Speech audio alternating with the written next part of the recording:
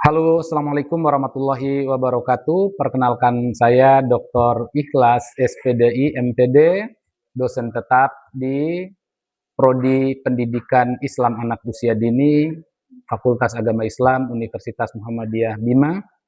Pada kesempatan kali ini saya ingin menyampaikan terkait mata kuliah yang saya ampu, yang sesuai dengan bidang keahlian saya, yaitu mata kuliah Manajemen Pendidikan Anak Usia Dini.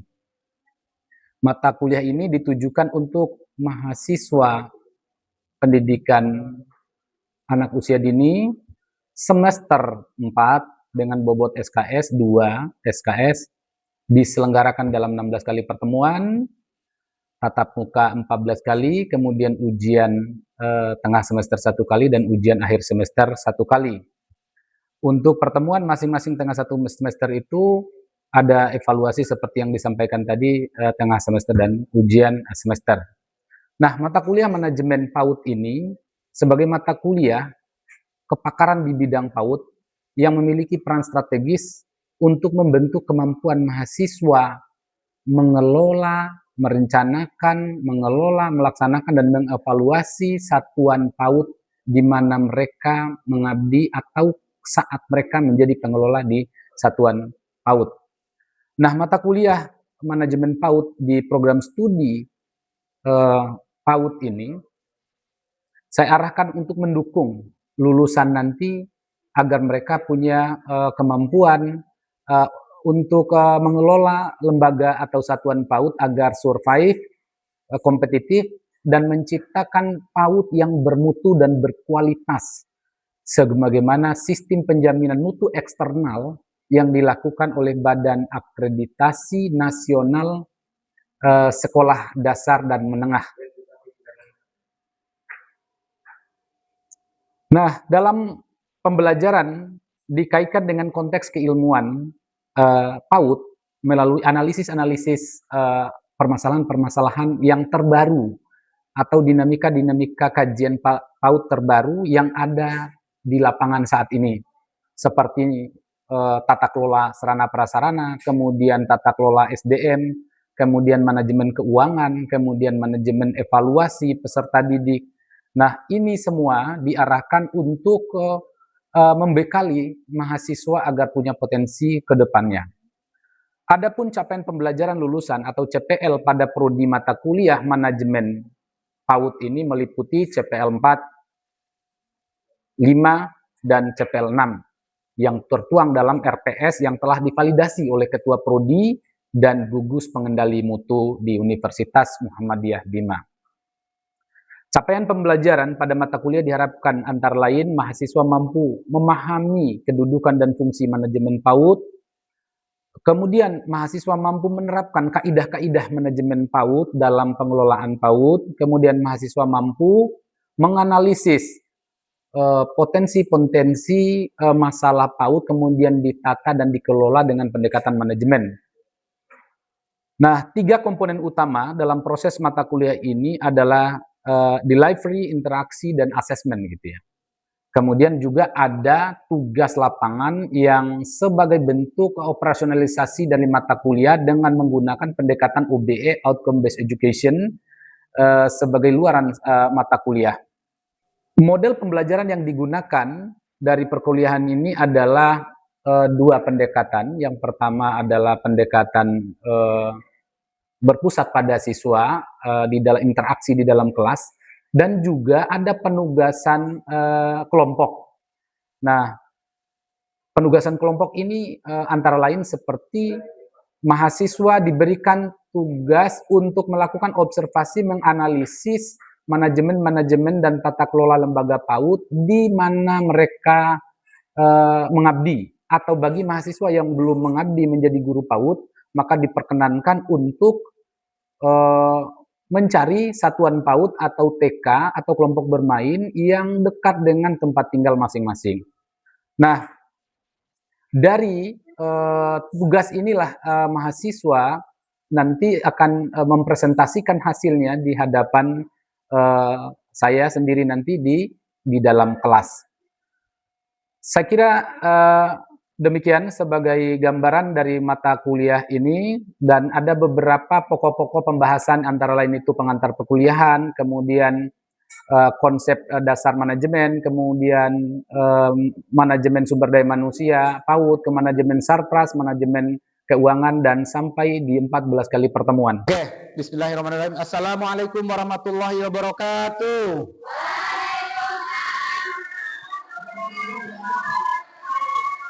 Apa kabar saudara-saudari? Alhamdulillah, syukur. Ada yang sakit? Oke. Alhamdulillah wa syukurillah kita kembali hadir ya untuk sesi ketiga perkuliahan kita ya di mata kuliah manajemen lembaga PAUD itu ya. Nah, sebelum kita memulai proses perkuliahan ini, kita buka dengan ice breaking ya. Oke, saya ingin satu orang maju ke depan untuk tepuk semangat. Ada yang bisa bantu Bapak untuk ke depan tepuk semangat? Hadijah, boleh masuk. Silakan tepuk semangat seperti biasa. Ayo maju. Singkat saja. Nah, ini Hadijah adalah salah satu teman kalian yang paling aktif. Silakan Hadijah, tepuk semangat. Tepuk semangat.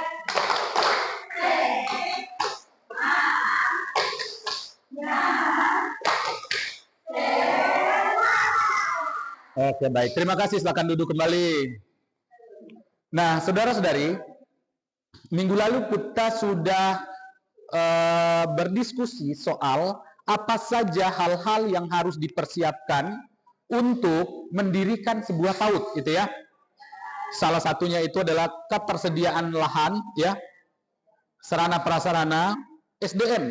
SDM di sini apa kira-kira? Sumber daya manusia. Di PAUD itu apa saja sumber daya manusianya?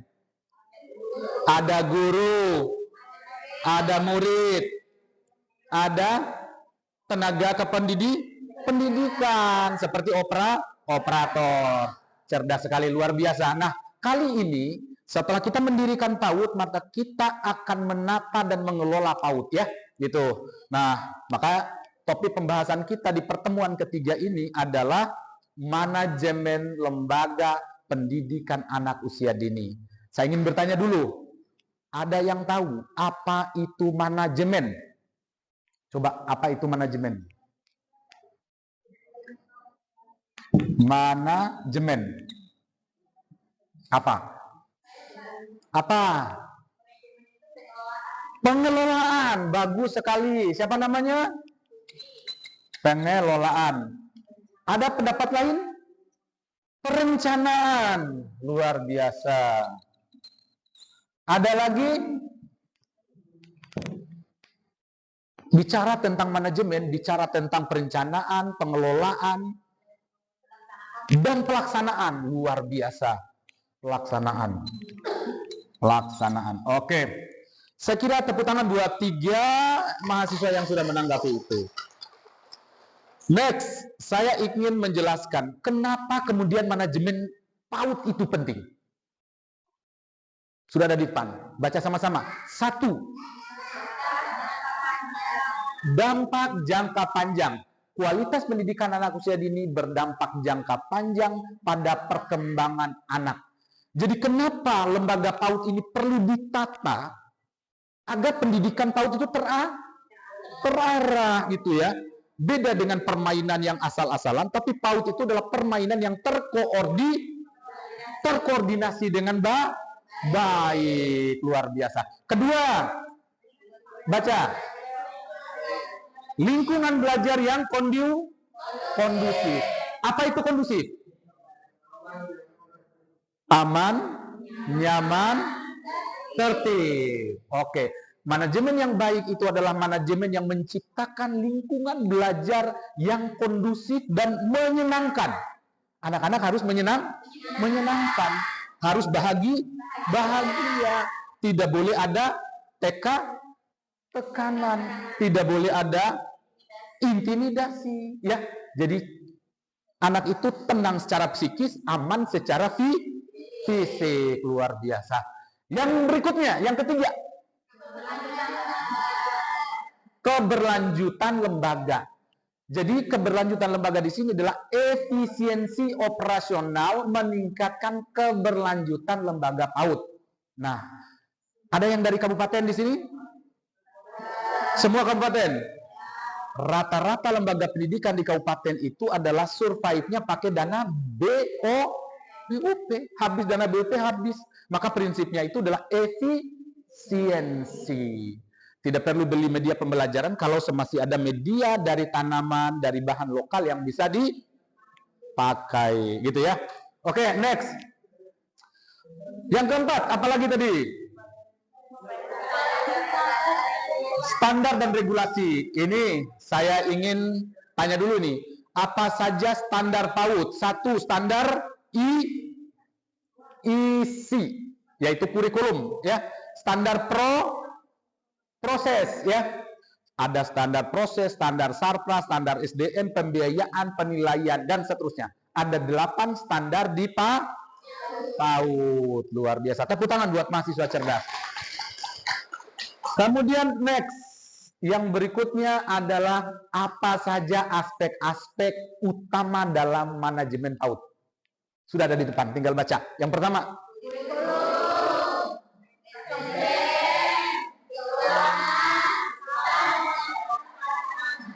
oke.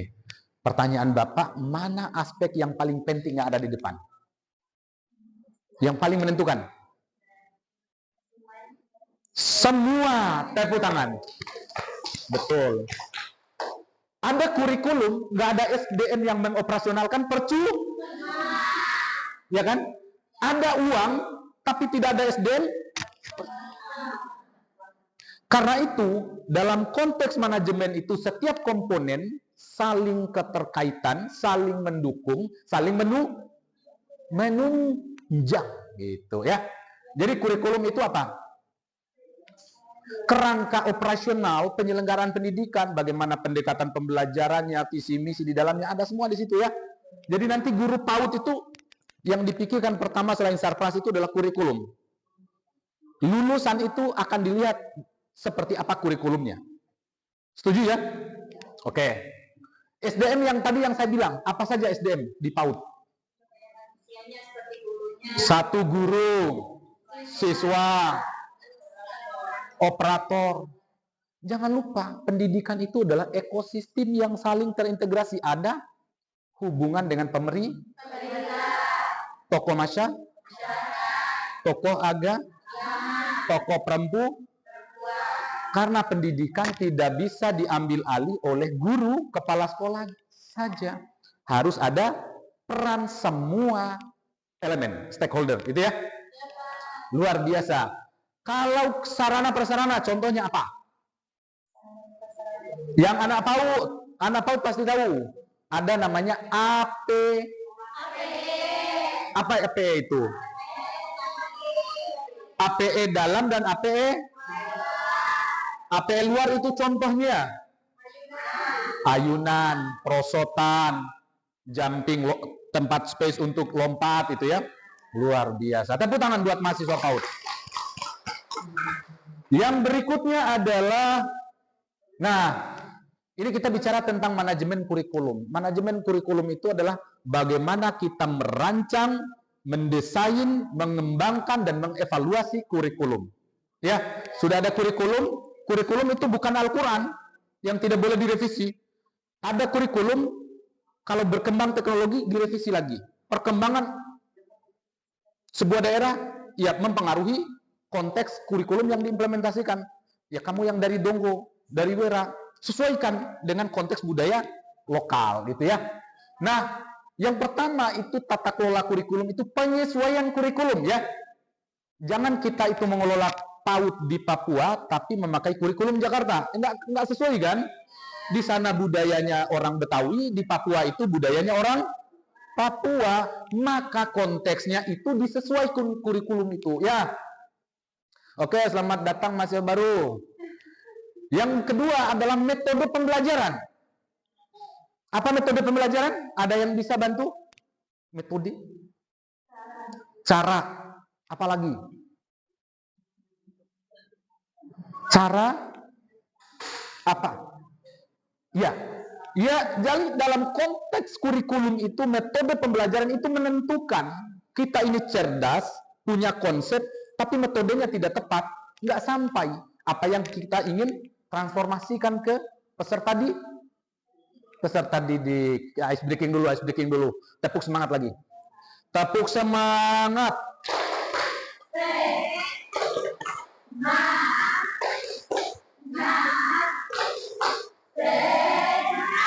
Bagus, terima kasih. Kurikulum yang sudah dibuat beda dengan Al-Quran. Al-Quran tidak bisa direvisi, kalau kurikulum bisa direvisi, sesuai dengan konteks perkembangan zaman, gitu ya. Oke. Ini manajemen sumber daya manusia. Rekrutmen guru. Kalau bisa harus benar-benar sarjana Pak. Dia punya kualitas, ya. Punya pengalaman, punya keterampilan komunikasi yang baik, gitu ya. Sampai di sini ada pertanyaan? Misalnya kriteria guru yang baik itu seperti apa? Boleh, silakan bertanya. Oke, ada? Oke. Next, setelah kita merekrut guru, kita latih guru itu, ya. Dilatih, latih. Meskipun udah jadi guru sarjana gitu ya, harus dilatih lagi. Misalnya contoh pelatihannya deep learning. Tahu deep learning sekarang apa?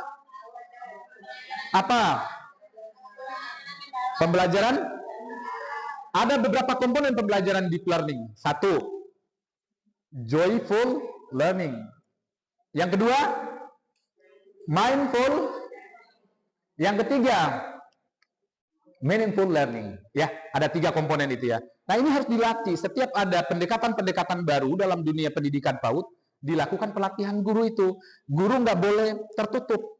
Guru yang baik itu adalah guru yang belajar sebelum mengajar, gitu ya. Yang berikutnya itu adalah sistem evaluasi kinerja yang objektif untuk menilai kinerja guru. Jadi jangan mentang-mentang ya. Jadi lembaga yang maju itu adalah lembaga yang mengedepankan penilaian objektif, baik terhadap perkembangan anak, nilai ajaran dan moral, fisik, motorik, kognitif, dan seterusnya, maupun pada prestasi guru. Kinerja guru maksudnya ya. Kalau ada kekurangan, dilakukan ada klinis namanya. Pendekatan evaluasi klinis. Itu adalah mengupas tuntas apa saja kendala, tantangan guru, kekurangannya, dan seterusnya. Diberikan input. Misalnya dalam taksonomi pembelajaran, ada perangkat pembelajarannya, ada media pembelajarannya, ada strategi pembelajaran. Di aspek mana yang mau dievaluasi? Oh, media pembelajarannya kurang tepat ketika bicara tentang perkembangan anak. Ini kok pakai media perkembangan bahasa misalnya, enggak nyambung misalnya. Kalau dia itu perkembangan fisik motorik, ya pakai media fisik motorik, gitu ya, dievaluasi SDM-nya. Kemudian keuangan. Nah, ini ada yang salah keuangan. Nah, ini yang keuangan ini kadang-kadang begini. Direncanakan dari rumah itu pergi beli tomat 2 kilo. Ya, ikan karamba 1 kilo. Sampai di sana ada jilbab baru. Ya. Nggak jadi. Yang datang target tomat 1 kilo, yang pulang datang tomat setengah. Karambanya nggak ada. Ditanya suami di rumah, mana karambanya? Tomat kenapa setengah kilo? Oh, ada jilbab. Itu kan nggak ada perencanaan itu. Nah, pengelolaan pendidikan nggak boleh seperti itu ya. Apa yang direncanakan itu yang lakukan apa yang kalian catat, rencanakan, dan catat apa yang kita lakukan. Itu pengelolaan pendidikan. Keuangan itu seperti itu. Oke, siapkan pertanyaan yang mudah-mudah 1-2 orang ya. Manajemen sarpras. Banyak PAUD-PAUD itu sampai hancur ayunannya ya. Nggak diatapi gitu ya. Ada kursi dibuang begitu aja. Padahal untuk membeli 1 unit itu sulit. Mahal. Tanpa sarpras yang bagus, yang memadai, perkembangan anak itu tidak maksimal gitu ya.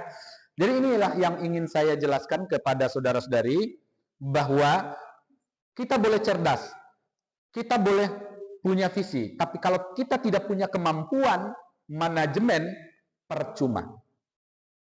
Nggak ada manfaatnya, ya.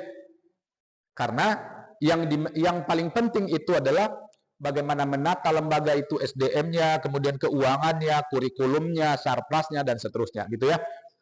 Nah, silakan, ada pertanyaan, Hadijah? Oke, apa pertanyaannya?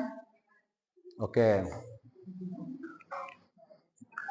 Ada lagi? Ada?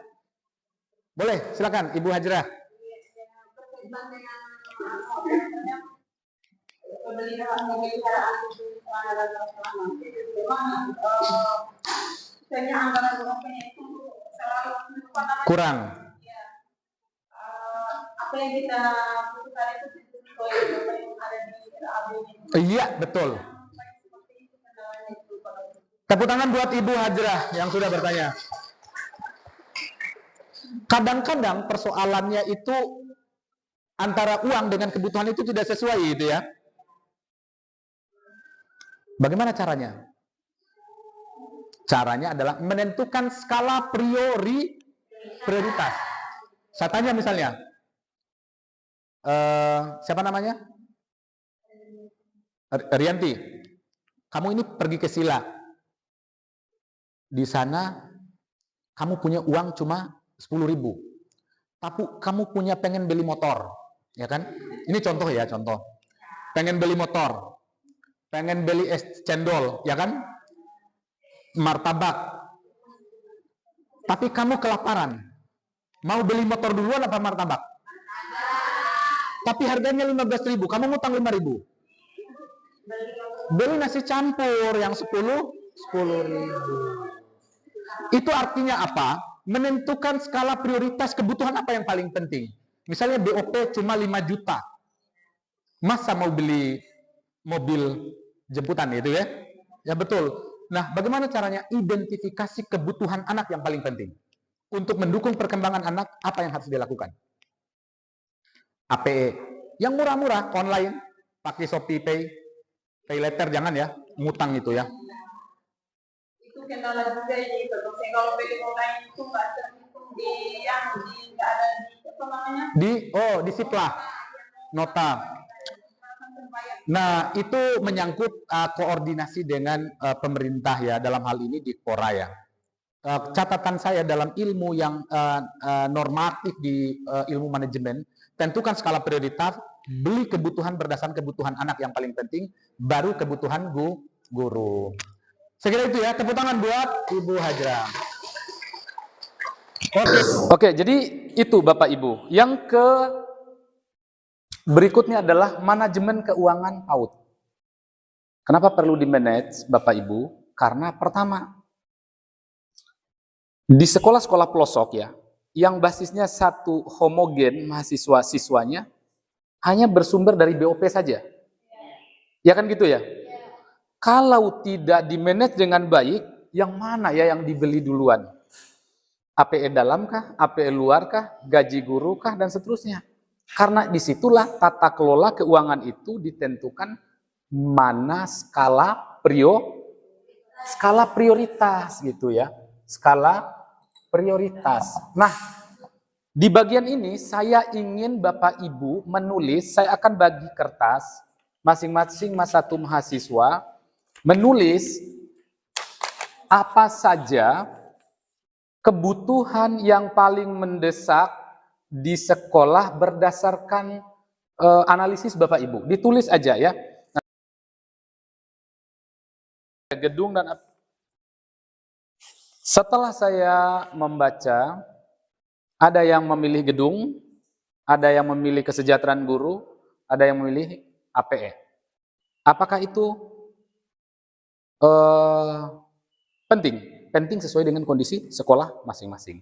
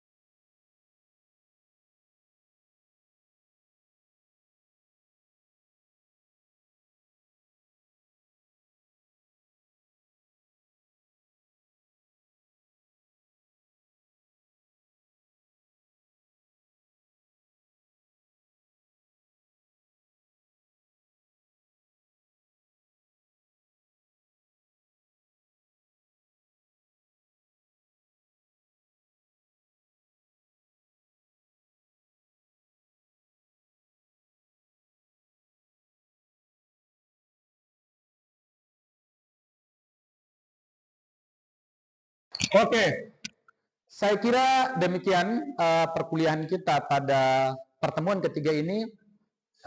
Saya kira sudah jelas tadi ya, tidak ada pertanyaan ya. Iya, saya berharap tugas mata kuliah saya dari ini silakan dicatat ya, dicatat. Saudara nanti melakukan observasi mandiri, lakukan analisis di TK masing-masing, apa kendala manajemen berdasarkan 4 komponen manajemen tadi ya. Dicatat, minggu depan saudara-saudari mempresentasikan sebelum saya menjelaskan tentang mata kuliah. Selanjutnya saya absen ya. Oke. Ya, saya catat yang tidak hadir. Ismail tidak hadir ya? Sahrul tidak hadir? Oke, Agus tidak hadir. Oke, yang lain hadir semua. Demikian kita tutup pembelajaran ini, perkuliahan ini dengan baca hamdalah. Alhamdulillahirrabbilalamin. Assalamualaikum warahmatullahi wabarakatuh. Saya kira demikian yang bisa saya sampaikan. Assalamualaikum warahmatullahi wabarakatuh.